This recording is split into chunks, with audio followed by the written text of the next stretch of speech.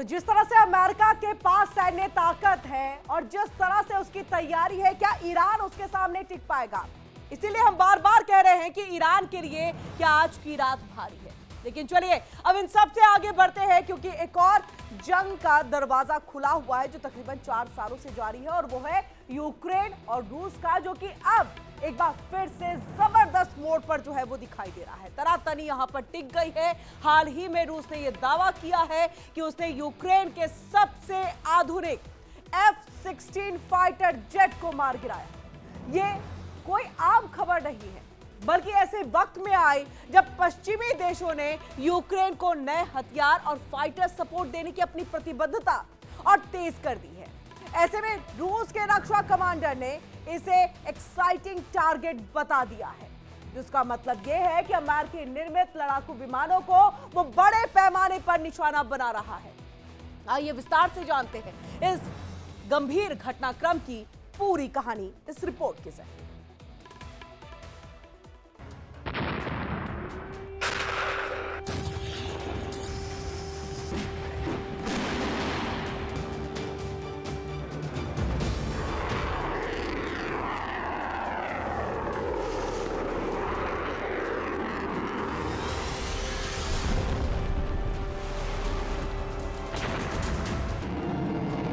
रूस और यूक्रेन के बीच चल रहा युद्ध अब भीषण रूप लेता जा रहा है।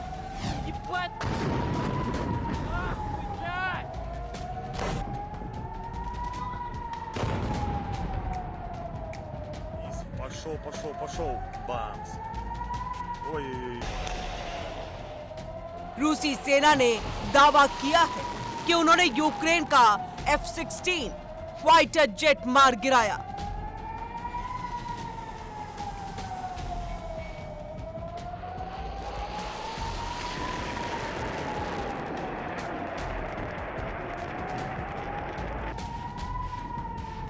इस जेट का गिरना यूक्रेन के साथ साथ अमेरिका के लिए भी बहुत बड़ा झटका है।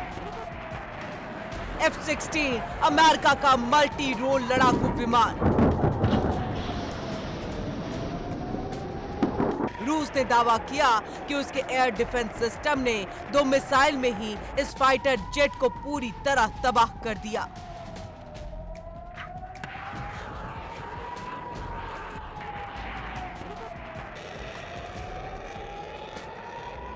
ये F-16 न केवल यूक्रेन के वायु बल का आधुनिक हथियार है, बल्कि इसका इस्तेमाल यूक्रेन की हवाई श्रेष्ठता बढ़ाने के लिए भी किया जा रहा था।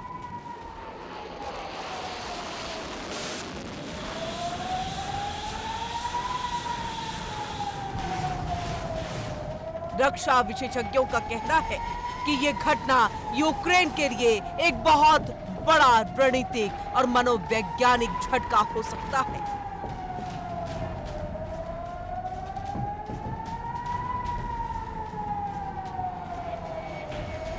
क्योंकि F-16 को अमेरिकी और पश्चिमी देशों की टेक्नोलॉजी का प्रतीक माना जाता है।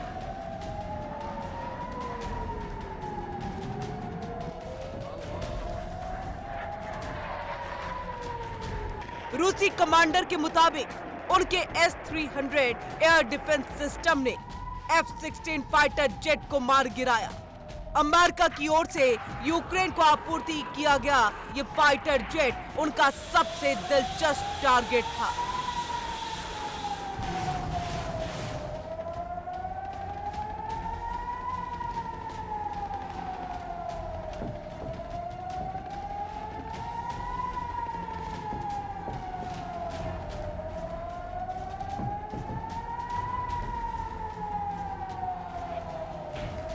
S-300 ने 2 मिसाइलें दागी, जिनमें से पहली ने विमान को क्षतिग्रस्त कर दिया और दूसरी ने पूरी तरह से तबाह कर दिया। इस ऑपरेशन की तैयारी में काफी समय लगा। इस पर नजर रखा जा रहा था।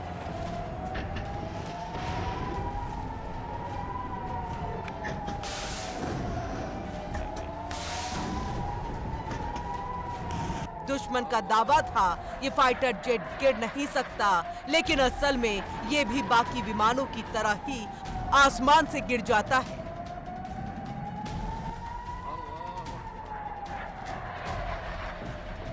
यूक्रेन को अगस्त 2024 में F-16 विमान मिलने शुरू हुए और तब से उसने युद्ध में 4 विमानों के नुकसान की पुष्टि की है।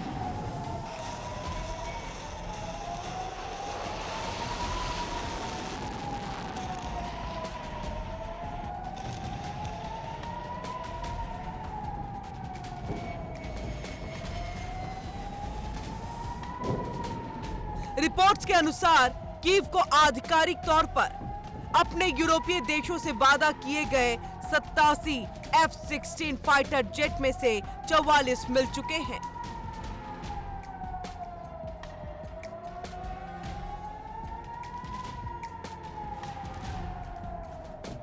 इसमें पहले रूस ने दावा किया कि उसने राष्ट्रपति व्लादिमीर पुतिन के आवास पर कीव की ओर से किए गए ड्रोन हमले का जवाब और सैनिक हाइपरसोनिक मिसाइल के जरिए दिया है।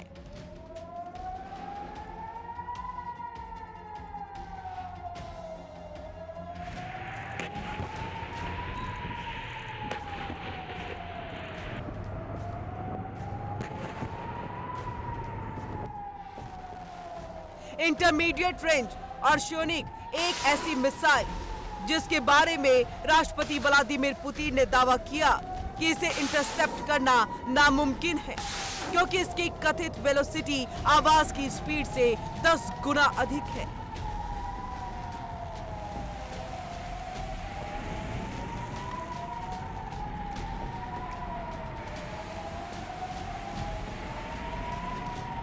ये मिसाइल न्यूक्लियर वॉर हेड ले जाने में सक्षम है।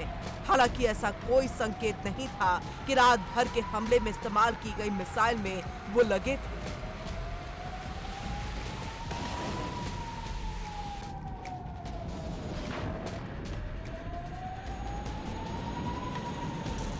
रूसी रक्षा मंत्रालय ने कहा, हमले में यूक्रेन में जरूरी इंफ्रास्ट्रक्चर को निशाना बनाया गया था।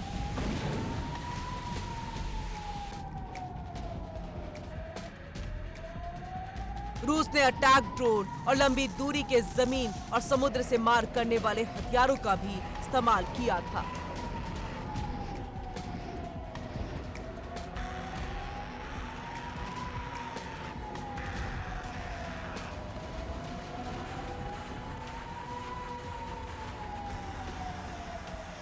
यूक्रेन की सेना ने फिलहाल इस दावे को लेकर कोई आधिकारिक बयान नहीं दिया है। यूक्रेन ने अमेरिकी फाइटर जेट्स की सप्लाई की मांग तेज कर दी है ताकि रूस के हमलों का जवाब मजबूती से दिया जा सके। इस दावे के बाद वैश्विक स्तर पर तनाव और बढ़ सकता है। पश्चिमी देश इस घटनाक्रम को रूस की आक्रामकता के रूप में देख सकते हैं, जबकि रूस इसे अपने सुरक्षित हितों की रक्षा बता रहा है।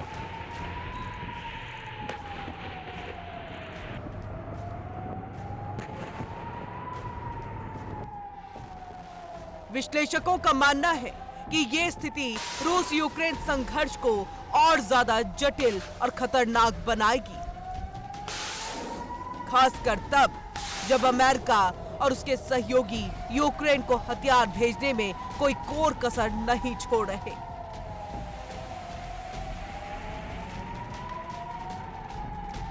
Bureau report, India daily.